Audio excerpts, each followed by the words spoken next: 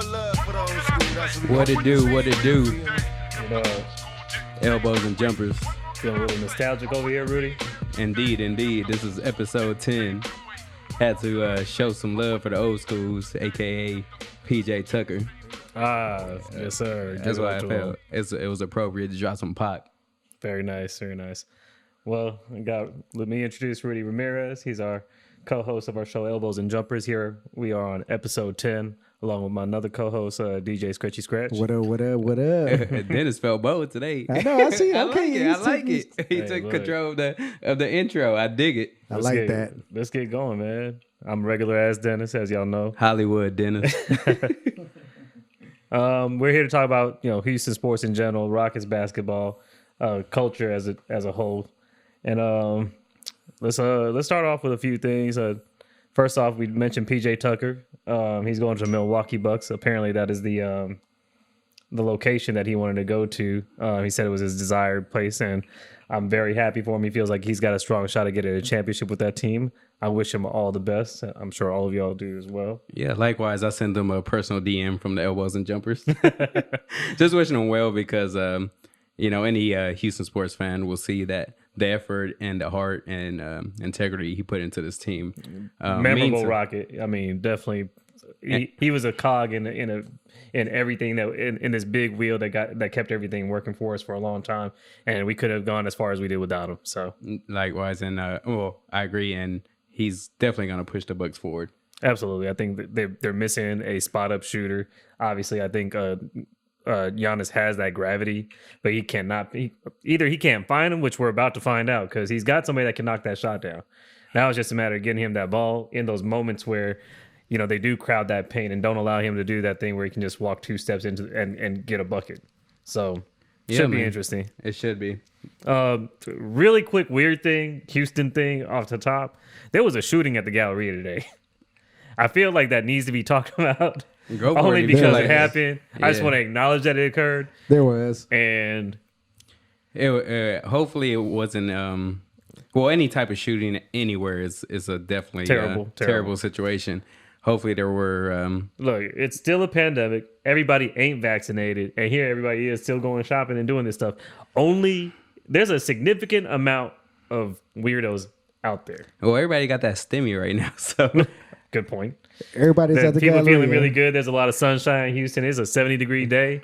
That's patio weather. Every patio is apparently packed, and hopefully a lot of people are vaccinated. It sure seems like they acting like it. So, well wishes. Hopefully, we'll get some more news on that. And it wasn't as bad as initially thought. So, yeah, we don't know too much about it. Just literally happened, but thought I'd bring it up just because. What the hell? There you go. I mean, it's important. It kind of is the overarching theme to Houston sports too. If you think about it, shit just be happening. It happens. Like we're down 19 games in a row for the Rockets. You got the Texans going through all sorts of headlines that we are not going to touch on just because it's a mess. The Dynamo, however, start their season very shortly. So that's how we starting off Elbows and Jumpers episode 10. With the Dynamo. With the Dynamo. That easily tells you how the Rocket season is going. Pretty much. I mean, I did not want to transition so quickly into the Dynamo. That's how Dennis feels. Like, where do you start with? Because first of all, let's be honest about it's tough to watch these games. I salute a lot of the people that are watching these games with some of these players that may not even be with the team 2 weeks from now, let alone 2 months. Well, let's give some context. We're 11-29 right now. Oh, of course. We've given context like 2 or 3 episodes in a row now. So we're on a 19-game winning streak, right? Losing streak. I'm sorry. We had an 11 game before. Like, let's not keep explaining why we're on a losing streak. No, we got to give context. We know there are injuries. We know we have a new head coach. We know that things are still in a flux. We know we got these great new young players who have a lot of upside. All the good stuff, all the silver linings have been discussed ad nauseum at this point. Okay. Just saying. Is that what you want to tell me about? Because we've been talked about it. No, you're a little emotional about it right now. We know what it is. Just saying, I don't need to hear a repeat of all the silver linings and all the good things that are happening in Rockets land and how all this is going to mean. It starts to sound like a pyramid scheme after a while, quite frankly. I mean, it feels like I'm in a multi-level marketing scheme and they're trying to get over on me and try to sell me why I'm going to continue with the program and I'm going to buy these pills because it's going to change my life. Well, if you can step outside of the Herbalife box. I didn't mention no names. We all came across the dude in the Express shirt with the pointy shoes trying to sell us on some shit. Man, as soon as I see that Express shirt, I already know. It's a done Be deal. careful. Be careful. Move cautiously. The kind of game they're going to hit you with, you're not used to that. Yeah. So, anyways, I just want to give some perspective. For all the basketball heads, Rockets fans that are watching, here are some real ones. The reason, obviously, we're losing is because we know we're taking the L in this season. There were injuries, and there's not really a real good way to overcome it. that's a departure from where we thought we were going to start the season, though, right? Yeah, but the injuries were really detrimental. And also, Silas knows how to win these games. He knows who to plug in. This last game, who do we play? The Pistons. He could have easily put Patton in with the second rotation, and we could have won. Mm-hmm. But I feel like it's purposeful now. He knows what we have. If we win, is it gonna help us any? No. So we might as well get the best pick that we can get and let us scrimmage. At this point, with 19 games in. Yeah, 19 game losing streak. So we might as well let it ride out and let these guys just get some practice under their legs. John Wall came back, did some phenomenal plays, behind the pass, around the back to Christian Wood. So, you see flashes and you see flashes. They can win these games if they really wanted to. I don't believe that. Why not? This is the maturity when we're talking about that killer instinct, that thing that kicks in when you're a high-level basketball player. All that stuff that closes out and finishes a game is literally missing. Because we're 11-29. There's no point right now. Even if we went on a 20-game winning streak, it's like, what's the point? It just seems. I'm not arguing that we should be out there trying to win. It's just arguing that this team is here to win. It can't be said at the same time. So you're talking out both sides of your mouth. When you say I already told you to team. Step outside the box. And this is a L season that we're taking because, like we said in the previous episode, it's a mulligan season. So there's no need for you to raise your voice and, get emotional about it. So we can chill out. I guess we're doing scrimmages for now on. That's for the rest of the way. That's what I've been tweeting. Like all these Houston Rocket Twitter fans that who are real fans. You can see that they're really invested in every game. I'm just like, I don't know. Take it for what it's worth. I'm like, if there's a time commitment involved with watching teams lose, it's an entertainment factor. But you watch it for different reasons. Like I'm really watching it for Kevin Porter Jr. Unfortunately, I think you like the developmental aspect of watching basketball. Definitely, because I know it's a L this season. But what's the difference between this season and the time before James Harden? I'll tell you. When Dragic and Jeremy Lin and before the James Harden. There's no expectations there. There's no when James, you have an expectation for KPJ. Then is that what you're saying? No, I don't have it. I have a fond of him developing. So I tweeted out recently that. I saw a little flash of Jesus Shuttlesworth in his game, because a lot of people compare it, and we do too, to James Harden's game. But if you look closely, you see that Kevin Porter Jr. plays like Ray Allen when he was with the Milwaukee Bucks. Mm-hmm. And I said it's weird because Kevin Porter Jr. is a left-handed shooter. Obviously, Ray Allen is right-handed. But if you see their games, the way they move so quick with it, and then their step backs. If just go watch He Got Game, and you'll be like, He Got Game is a movie. I know what you're saying. Go watch some YouTube video of Bucks. The Bucks game, and you'll be like, wow, that definitely resembles. Ray so you're saying that the KPJ to Harden comparisons are he's more than that. The young Ray Allen was a beast. He was dunking on people, and he was the main guy. Yeah, he wasn't just a spot up shooter. Exactly. So this is what I try to bring the point to, and all this saying is that KPJ would be good off the ball. I know Dennis wants to mimic him as James Harden Jr., but no, he's better off the ball. I think he's not there yet. He's 20 years old. Well, with the system, and this is getting in the weeds, we go on just one player, but I think what they're trying or have been attempting to do is use him as a point guard, and I really like him as a big point guard. There's a lot of upside with him. No, because he's a creator. He's a very I highly disagree with the point guard role. Because, yes, look, any top talent in the NBA can run the point guard easily. And they do. They have Jason, to. LeBron yeah, at James times, does. at KD will times, run the point. At times. Don't do it the whole game because you run their legs to the ground.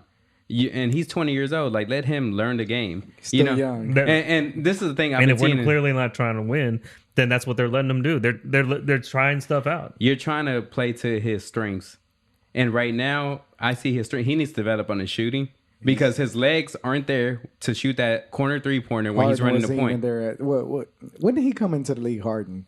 He was like, what, 22 maybe? Yeah, that's what I'm saying. It's exactly. way different. You can't compare that. Yeah, it's way different. It's way different. I'm not saying he's supposed to be out there leading the team or nothing. No, but hell no. I'm saying get him his minutes. Let him work those kinks Exactly. out. So build on his strengths. He's a true shooter. He just needs to build on it.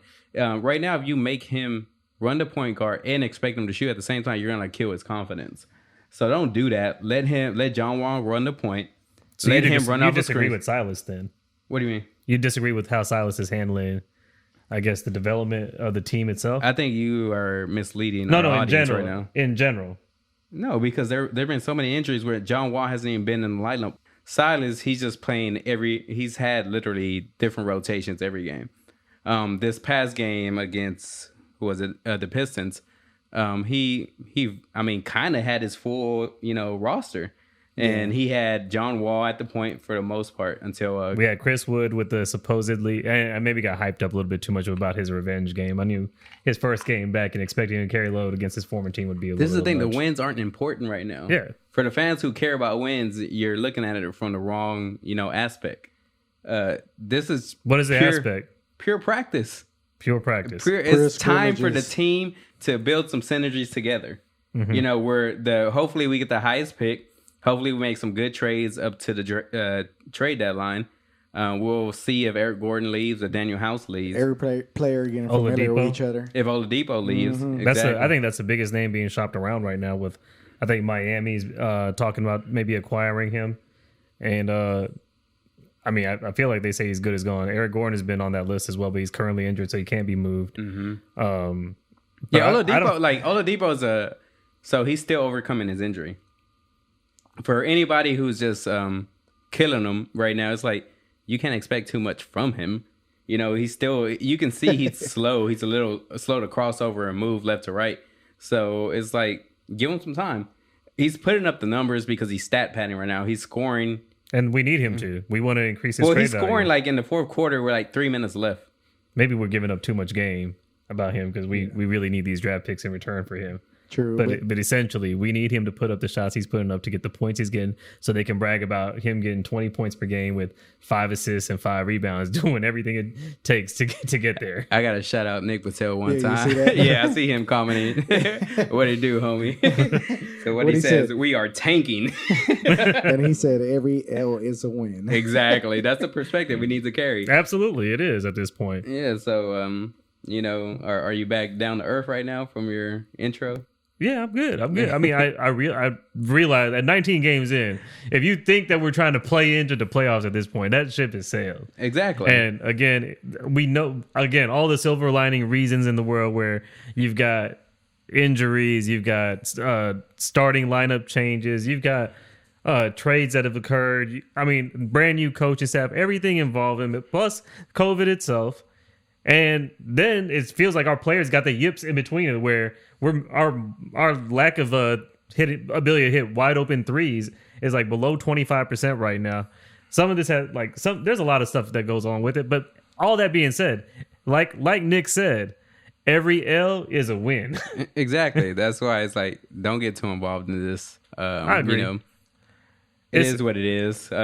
Silas, hopefully, he's going to be back next season. If he's not back, then that's some bullshit. I think this is one of those things where you get negotiated into the contract. We're like, look, I know y'all. I'm gonna be a brand new coach. You're gonna mess up my first year's head coach and start me off with a losing record. So I got to dig out from that hole to become a winning head coach, right? It makes for a better story. It makes for it's a story. It's happening. Watch next season. He's gonna be on all the Sunday specials, NBC, ABC, all that shit. How we got depending on how this draft goes. And speaking of this draft, March Madness is currently going on. Yeah, shout out Go Cougs. Go Cougs. Go Cougs. I think for people that are not aware, I think Cade Cunningham is the big name of this draft. We'll talk about that a little bit with Rudy as far as talking about, now that we're in this, now that we can identify that we are in fact tanking for sure, and we need to at this point, and there is no turning back. We're too far gone in the season. The big name that we hear is Cade Cunningham for Oklahoma State. So that's what I'm paying attention to for March Madness. But while we're in the middle of this, we definitely want to probably get some names out there, or maybe some players that maybe Cade's not the guy. Who are some second and third? And let's kind of look at some of that looking forward. So let's let that pause. Let's let that pause real quick before we get back to it. And you gonna play some March Madness, or what we gonna play? We got you. That was my bad. Elbows and jumpers. This is episode 10.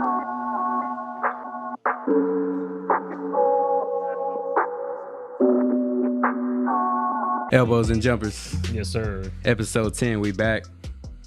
So we left off talking about the NCAA tournament currently on right now, and why we're watching. We've got this high draft pick expectation. We may get the number one pick if everything kind of goes right, but there's always a chance that we may drop.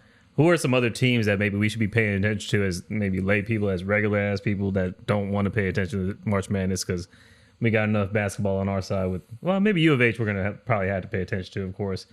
But are there any players outside of Cade Cunningham for Oklahoma State that you'd want to look at?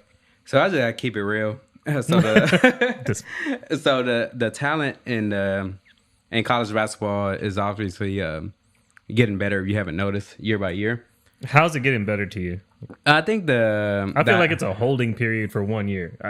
Exactly. When I look at it, I just don't think that. I would honestly, I'm at a point where I'd rather have a high schooler go to Europe, to China, or something, really get developed. And we've seen some players do that and come back and really put up some good numbers when they come back to the U.S. versus playing for the NCAA.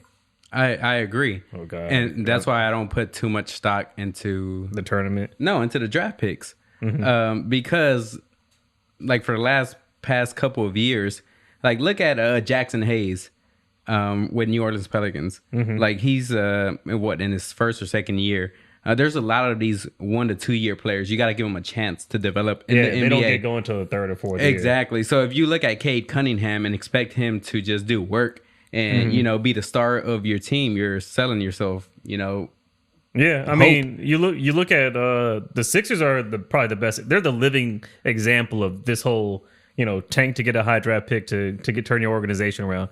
It is not a quick turnaround process. It takes years, and it could be some misses involved with it. Exactly. So if I've seen some analysis on Cade Cunningham that he has that mature factor. Aside from his skills, he's talented, of course. But I don't see that monster in him where he's just taking over a game, just smashing on people the way Zion Williamson does, the way he did with Duke. I don't see that. I see him closer to a Dylan Brooks with the Memphis Grizzlies. Has all the fundamentals there. Can be a great NBA player. Has the body for it. 6'8". I told you the past. There's a LeBron comparison just from a size standpoint. He's got a pretty big stature to him. He looks athletic. Again, I don't know what he excels at. I don't think he's quick enough. Okay, and that's the thing. Can you develop on quickness? No, you either got it or you don't. And it's relatively speaking at this terms. If you're okay in your speed against college players, are you going to be faster against NBA players? Probably not. So that's one thing to consider with Cunningham. That's why I say. My point is just to look at these, the picks that have been drafted in previous years. That's why I'm high on Cam Reddish. Are we going to shout out Gigi one time since y'all were both looking at her? No. We're just making sure she's all right. Keep going. Yeah, so Gigi is one of our mascots, if y'all haven't noticed. But that's what I'm saying. Is pay attention to the players that are here that are 1 to 2 years, possibly even 3, because it takes time to develop and play against these grown men.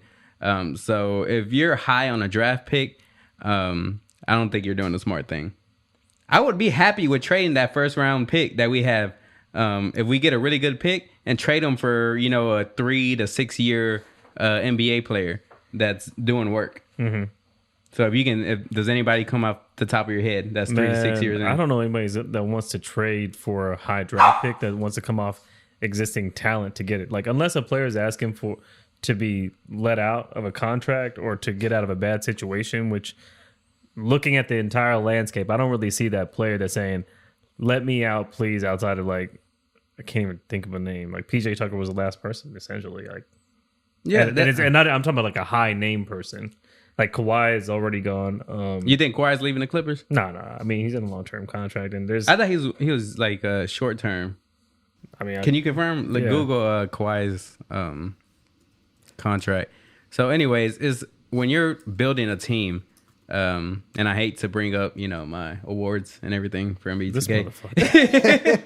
every episode, I will have to plug that in. So, anyways, get online. The reason why I do that, the reason why I do that is because it's like when you're looking for this talent, you got to fill in pieces. So for the Rockets, it's like we're building up hype. We got in the trade for PJ Tucker, we got DJ Augustine, and we got DJ Wilson.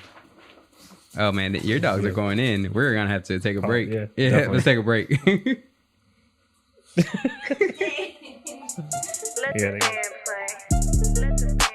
Elbows and Jumpers, episode 10. We back.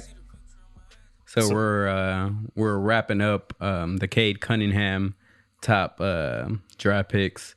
So you're not looking too forward to who could we'll see. It'll be a long-term project. And possibly it's another thing that we could use to flip, or we would. It's not something that's going to be static for us. Exactly. So the days of drafting somebody and hoping that they turn out to be your franchise cornerstone. I mean, they can be your cornerstone, but you have to be patient. It'll be the LeBron James like type of players that come are 1 in a million. That doesn't happen every year. Can you name me in the past, since LeBron James, who has been able to turn around a franchise other than Jason Tatum? Steph Curry. Jason Tatum. Yeah, Jason Tatum is lifting up the Celtics. Yeah, I mean instantly. I'm talking about instantly. I'm not talking about a few years. I'm talking about instantly. Yeah, I feel you. I'm just thinking about championships. No, because Damian Lillard even took some time. Yeah, I mean, he's still got to get out the first round. He's been out the first round. I don't know why you knocked that. Just like bring it up. But it's not true. You made yourself look dumb. Wait. Oh, you're talking about last year? Even the year before that. Okay.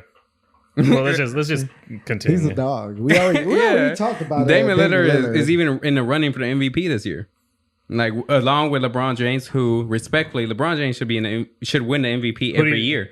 Every year. I respect Damian Lillard. There was talk about people saying that he's admitted that he takes the regular season kind of easy though. What do you think about that? I don't see that, and if you can prove the facts, bring it up. Because he's hitting every clutch shot that needs to be hit. And guess what? He's still with the same fucking team. I mean, he's said it himself. He takes the regular season. I mean, you got to pace yourself because that's the intelligent thing to do. Okay. But he's pushing on the gas when it needs to. So that's why he's in the MVP running. Whenever he wins the championship, that's like a real fucking championship right there. Yeah. He's staying with that fucking team through. Who? Dame Lillard. Oh, I thought you were talking. I'm sorry. I got stuck between LeBron James and Dame Lillard is man. He's an old school type of player. So he's the MVP. He has that mindset. No, it's him and LeBron James, because LeBron James has been doing his thing this year with the Lakers. Unfortunately, he's had an injury, but it's kind of at the right time, so he can rest for the playoffs. And the Lakers are up there where they can sacrifice a few losses and let their other players get some playing time. And just because it has to be brought up. The Brooklyn Nets with Harden playing the way he is without KD isn't in the conversation for you. That's nothing new. He still has Kyrie. No. Okay. I just want to know he's not in the conversation for you. No, James Harden is definitely in the conversation. Not for scratch. Definitely not for scratch. He's always been in the conversation. It's nothing new. James Harden is a talent. Okay. But he's not a talent in the playoffs. Okay, I'm just saying the MVP of the regular season. Yeah, James Harden should always be up there. Okay, should always be up there because his stats are like you can't. I wasn't really them. prepared to talk about the MVP of the NBA. Actually, though. No, it just happens naturally. Yeah. So I'm just saying is like if you want to shit on Dame Lillard, like back it up. I think he's a very fine player. I mean, I just think the Western Conference as a whole just has a lot of good players that I get their agree. It teams has to a certain plethora. levels. So, but I give everybody credit. I give Dame Lillard his cred. I give Jamal Murray his cred.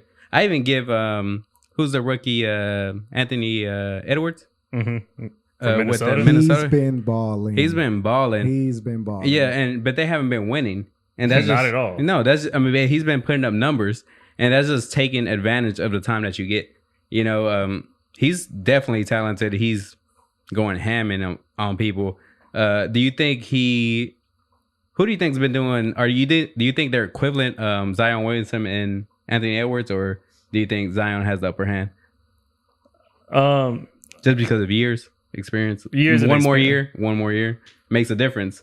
Yeah, it does definitely. I mean, you're gonna fill out a little bit more. Zion definitely matured in terms of like playing alongside veterans, kind of taking those bumps and understanding the strength and the speed of the NBA. There's a little bit of a curve to that. Yeah, definitely. And Zion has been making like veterans look like you like see little it. boys out when there. he first played him, it kind of looked like he was timid because he was like, oh, he didn't want to like do a faux pas or do something wrong in front of one of his idols or something. Now it's like, oh, I can just do this. Hey Nick, if you can tell me what you don't like about Jamal Murray, let me know. But I think he's a real one. He just commented it, not Jamal Murray. Not Jamal Murray. I'm big on Jamal Murray because it's a clutch factor. I don't know. I think it's just so it's kind of like, what about the Utah Jazz and the 76ers? You got an Embiid and you've got Donovan I don't Mitchell. discount them, but the 76ers, They're the number one records. That's why I know that but they're injuries on and the everything. East. They're in the East. The Well, West the Jazz are the number one. The team Jazz in the are West. just a good fundamental team. They're the new age Spurs. But a regular season MVP from that team, considering No, that, it's a team. isn't effort. it kind of? I mean, we didn't have. Nobody had them as number one in the Western Conference. I agree, but they're playing team ball. Mm-hmm. The thing is, in the playoffs, the court gets smaller, the intensity rises. So who's going to be able to hit your shot? I'm not on Shaq's side often, but I'm not a fan of Rudy Gobert's game. I think he'll get exposed by faster offenses. I agree. He doesn't develop in his game. Yeah, He's so big that he can literally grab the ball up high like this and then turn around and just smash. That's it. That's all he has to do. It's the Giannis critique where, just being tall and We fast. touched on that last episode. Okay. I don't know what's so hard about working on that because it's not popular, or what is it? I think they're just not. There's a spacing thing. There's a gravity issue. I think a lot of people are asking why McLemore's shots aren't falling right now, for example, for the Rockets. And That's a great point. And I always tweet, just take 1 to 2 steps in. or You know what? That's why I feel like anybody who's it's played. a spacing thing though. It's not a spacing thing. If you pump fake, you get good a second to a second and a half to step in and shoot a mid-range jumper. I have a good question. Nick put it up. He said Jamal is struggling during the regular season. He is. But when he comes to the playoffs, he's ready to play. Oh, yeah. What kind of player do you really want? Baller in the playoffs or baller in the regular A season? baller in the playoffs all the way. Because that's what That's counts, what the Spurs And would we do got a year short after sample year. size too, by the And- way. and We had a that's- short sample size. Last year's bubble was when he was the breakout moment for him. This year, But we'll see what's it's a up. short sample size because he hasn't been in the league that long. Yeah. He wasn't scared at all. Yeah, he was a killer, bro. He has that killer instinct, and not everybody has that. And that's what I'm scared for James Harden. Uh-huh. Once he has a lot of media attention right now. Yeah. He's doing great. Balling out just like the way he does in With the Houston Rockets, yeah. That's not But surprisingly. Yeah. But when it comes to the playoffs, man, I really, really, really hope That he upholds balls out. And the thing is, look, okay, with the Nets, they have a super team, right? KD, Irving, James Harden. They should really be sweeping teams 4-0 every round, 4-0, because their talent alone can overtake everybody. If they're going 7 games, they're tripping. I think for Nick, to Nick's point about Jamal Murray, they play the Clippers next, or currently they're matched up with the Clippers between 4 and 5, right? Clippers aren't exactly locking teams up. There's a chance that Jamal Murray makes it to the second round. How would you feel if? I mean, do you think the second round is where you'd expect him to go? Or It's going to start. These like Mamba type mentalities get it going from the beginning. And that's why you see them differentiate themselves from the other competition. Nick made a comment right now saying that the bubble wasn't the real playoffs. And I would have to disagree because the bubble was actually more competitive than anything you see. Everybody think was watching. As Everybody was balling because they weren't nervous. That was That's a unique atmosphere, and I don't think it can be recreated ever again. No, but I'm glad that we experienced it. We experienced it, but that I think that furthers the point that maybe because those lights weren't shining as bright, maybe because that crowd wasn't there to make them feel a certain way, that maybe Jamal Murray going into this year's playoff regresses to the mean a little bit. And no, because the crowd still's not gonna be there. well, he's kind of well. If you want to decide that factor, it would have to wait till next year. Well, we'll see. We'll see in the playoffs. But I mean, as of right now, based on the regular season sample size, we're seeing that he's not having the season that. Yes, he is. He's just balled out against the last team he won. He took it to OT and won. Maybe he's getting his legs back like Luka Doncic is. Everybody does. You saw Luka spin game at that referee. Yeah. That was hilarious.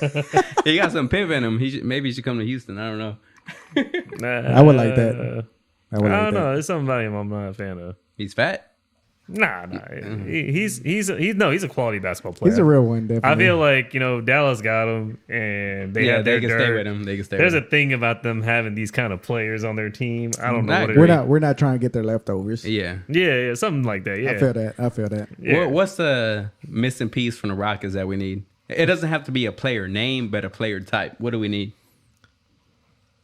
Man, I feel like the prototypical basketball player that everybody. You're going to love this. That you'd want to create in 2K. A 6'8", 240, 250-pound guy that can damn near play the power forward but be the point forward, essentially. Somebody that can command and have a high basketball So you want a IQ. Jason Tatum type of player? I mean, I'm picturing Draymond Green to LeBron James to just somebody that is... for some reason, when they're on the court, they can help create a win. Something like Tate, but high basketball IQ. A little bigger. Yeah. So because... That work in the paint, that drive to get a rebound, to get that offensive rebound, all that, the game gets so tight that you need a little muscle there. And while we may not have a true center, you got Embiid, but you saw that the bigger these players are with the type of work that they got to put in, that it can make you injury prone. So I feel like that 6'6", 6'8" gets you a player that with a little bit of muscle can, like Zion Williamson is like a good a player that's basically that person right now. And we're seeing how that experiment works out. I mean, he's got that Larry Johnson kind of, Charles Barkley, Shaq kind of body, and hopefully he's a little bit more durable, because that's a big part of whether a team's going to be able to win or not, is whether their players can even play. For example, LeBron James just went down today with a high ankle sprain. Yeah. That changes. What if we don't know what the prospects on that are, but he's 36 though. He's 36 and still fucking balling. I'm like, it's crazy. And he's gonna get some of the best health care. I hate that people talk a lot of shit about him, and I'm like, he's overcome all the shit talking. Yeah, I think he's above that. I think the super team thing that he started. I don't know. Yeah, he started that shit to the level he did, because KG meeting Paul Pierce, it wasn't the They same were level. No, it's just they weren't MVP. Like, so Paul Pierce was an MVP level. No, I know exactly. Yeah. I'm saying when LeBron did it, it was like, nah, that shit is cheating. Yeah, exactly. You say super teams are cheating right now. Yeah, super teams are cheating. Yeah. So like, to bring it back to the topic, like with the Rockets, so you're always looking to fill a need. So John Wall, I want to keep him because he's the veteran point guard. He can hit the mid range when it counts. He can drive when it counts. He can dish when it counts. He can play defense. He can, he can be that leader you need. All right, our shooting guard. He's a solid point guard. I mean, there's no reason to trade him. Yeah. Our shooting guard, I hope Kevin Porter Jr. comes into that role. And I feel like along with John Wall and Christian Wood, next year, you're going to see him go in. He has the legs, he has the talent, he has everything. He just needs that foundation, with John Lucas and everybody to keep him, mentally healthy, keeping him, just strong. Mm-hmm. Because he's young. He's been through a lot, and you have to groom somebody in that type of situation. At a small forward, who do we have now? I mean, KJ Martin. He's my low-key little favorite. Oh my goodness, KJ Martin has been going in, bro. Like, he's doing his thing. Yeah, he's been going off, and like he's been smashing on people. He can shoot the three, The only thing that goes against him that he's young. Yeah. So he might fumble the ball in the playoffs. Remember that time we had Nick Johnson? He'd had hops. Yeah, but he was shorter. Yeah, but he was shorter. But now he didn't have. Kenyon Martin is just different. Even somebody tweeted his dad, Kenyon Martin. Yeah, he was like, "Thank you for having your son." I saw that. That was pretty cool. And then at the power forward, Jayshawn Tate is there, and Christian Wood is there, and Jayshawn Tate is 6'4".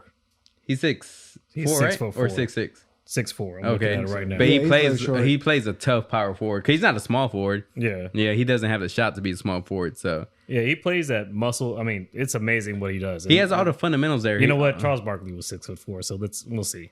Yeah. So, anyways, at the power forward we had Christian Wood, and then we just need that center. Sutton, he's a good bench player. I mean, not Sutton. Patton. I'm sorry. Sutton is a NBA 2K player I drafted. A creative player. You're gonna have to get off that, bro. Yeah, I'm sorry. So Patton is he's a good bench player, and there's a reason why he wasn't put out in the previous game against the Pistons because he could have won the game. Mm-hmm. Like he would have made an impact. So Patton, if you're listening, bro, you can do some work. But one thing that I hate, there's still. I mean, he's averaging career highs in points and minutes because he's never played anywhere, bro. So chill out with that career high shit. They're still playing Christian Wood as a center, though. Mm-hmm. What do you think about that? I think he's going to transition over time because Christian Wood's developing on different skills where he can pick and pop now. So you see him shooting that elbow jumper. You see him shooting the top, the top of the key. We talked about that already. KD, but he doesn't have the. He's not fast enough like KD. He don't have the handles. No, he's building on the handles. He crossed over Draymond Green. The honest thing to say is he's not KD with the handles. That's honest. No. He can build up to it possibly, but he's not there currently. Of course. But that's what I'm saying. Like coming back from ankle injury. But he's not a true center. It's like that's what I'm saying is like. Yeah, he's got the handles. I mean, he doesn't have KD handles, but he's got ball handling ability. He can bring it up the floor. A lot like a lot of the premier players in the league. And I think that's really the thing is that maybe the numbers 1 through 5 for what a player position should be playing doesn't matter so much as to what is the player actually doing on the court. Yeah. If KD is coming, if Wood is coming up the court, dribbling the ball, and he's able to execute the offense from the top, that's a plus for us. Exactly. That's true. That's exactly. really true. So, I think overall, when we're talking about a prototypical player, that's what I'm talking about is a high basketball IQ guy that is capable of doing that. I agree, but I think we need one more. Yeah. I'm talking about like high top 5, top 10. So, I mean, if Kawhi Leonard comes to the team, then that's 2022. No, he's a free agent this summer. You think? Yeah, Leonard. He is a free agent this summer. Oh, shit. He's unrestricted in. Yeah, he can sign wherever he wants. Yeah, we looking nice. So, hey, we looking nice. Tell him Scratch. How many minutes are we in? Elbows and Jumpers, episode 10. So I guess we covered quite a bit on the Rockets. I think. More than we expected to, considering how many losses we put up. But we're here for it again. Their name is tied to our city, and we definitely don't want to be without a basketball team. Oh, no. And fortunately for us, the Dynamo season is coming up. SaberCats as well. There you go. We'll see. I think I'm kind of excited for a new season of a different sport. I think it gives us an opportunity while we're having these kind of seasons between other sports, gives us an opportunity to kind of find a new social circle to maybe interact with and sharing, an enjoyment of sports. Ball. I guess so. I mean, I got my vaccine, my first shot, put me down for 2 days. Hopefully I get my second one. I can go to a Dynamo game, So what should I be looking for? Or should I do my own research? Well, I think just like the Rockets season being a transitionary one, if you're a brand new fan, it's a great time to start because you're starting at the ground floor. The Dynamo are kind of going through the same thing. We've got a new coach, new style of play, big time players coming in. I think I talked about Joe Corona. I think who's Joe Corona? Tell me about him. I mean, he was big. He was he played for the Mexican national team. He was big in La Liga or Liga MX. And overall, he's just a big time player for the Dynamo. I think it's kind of like Kawhi coming to the Rockets. Somebody that's a big time player that is maybe at the end of his career, but can probably give us that work ethic and maybe change our style of play. I think we may be a little bit more attacking, which could be fun. I don't know. We're gonna find out. Attacking soccer is always fun. Yeah, I mean, whatever. It's winning soccer is fun. Sometimes the Dynamo can put together a pretty good season every so often, and when they do, it makes it fun to watch. I think overall, when you have winning ball being played in any sport, it does make things a little bit more enjoyable. And there's a chance that Dynamo may have some of that. Definitely may not see that in other areas. I mean, And we've been talking about it for a while, so we got a dope ass stadium. We have vaccines. I think we need to be out in the sunshine and figure that out. Yeah, it's great. Anything else in sports you want that's been just standing up? Man, I'll be honest, can't seeing past these 19 games, looking at it like it's devastating. It's not just that. You got the Texans doing what they do. We don't even want to dig into that. Yeah. Overall, the scene is just bleak. Hopefully, though, the weather's great, and maybe personally, they're going to be putting the rims up. I think they hopefully soon. I think on the 26th or something like that, they're putting the rims up. Are they? That's what you heard. They're going up. I'm ready with my Kyrie's and ball out right now. I've been running as well. I even had dreams about basketball. Trying to get on my. So there are gonna be other activities to be had. I think that'll help obviously take our mind off things. Concerts should be coming back. Yes, sir. We have one tonight, right? Yeah, we do the Larry June concert. Mm-hmm. Oh man, yeah, that's gonna be big. Yeah, it's probably going on right now. Yeah. But, so, anyways, be on the lookout for that. On that, I guess we out. Yeah, we out. Boxing? Is there any boxing? boxing? Oh, Canelo's fighting Sanders. Mm-hmm. Again, it's not a big deal. Yeah, yeah. It's not the fights that we want to see. So, boxing may be in a little bit of a lull between travel. It's not that. They're not. The promoters aren't getting together because they're not going to make money on the ticket sales. Right. Yeah. Good point. So when is Mayweather fighting? I don't think it's been pushed back. All the stuff like Narcos, Mexico season 3 has been pushed back. So when that's been pushed back, everything is being impacted by the pandemic. Yeah, so tired of it. So hopefully we're at the end of it. As soon as everybody can go get their vaccine, go get it. Yeah. Because I will get mine soon. Because the quicker we can get back to some kind of a normalcy, which a lot of people apparently right now have. I mean, we definitely want to be safe and make sure that everybody's good. Yeah. But outside of that, I think this wraps it up for episode 10. Appreciate y'all tuning in. Follow Elbows and Jumpers on all social media platforms. Yes, we sir. out. Will you say